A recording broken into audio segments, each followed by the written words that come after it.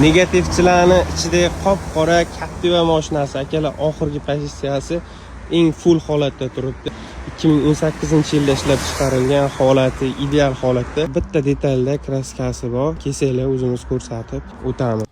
Motor hadovoy umuman ishi yo'q. Ko'p gapirib o'tirmay obzorni qo'raman akalar. O'zini radnoy diskalari, xo'p, paroglari bor, balon diskalari joy-joyida turibdi. Shunga qilinmagan lekin 4 ta oyna tonirovka qilingan, ruxsatnomalari bor. Orqadan ko'rinishini qaranglar, o'sha afsonaviy Captiva mashinasi. Kelib bemalol baraka qo'rishinglar mumkin. Akalar, saloni bilan tanishtirib o'taman. Saloni tiniq holatda turibdi, qilinmaydigan hech qanaqa ishi yo'q. Zavodskoy o'zini kojani sidinalarida, elektronik hamma joy ishlab turibdi. Ashibkalarda qirilib, chizilib ketgan joylari yo'q. Torpedalarni ko'rib turibsizlar. Daj zavoddan chiqqanda ham bunday holatda turmaydi. Daji luklagacha ishlaydi. Poliglari bor, qilinadigan ishi yo'q.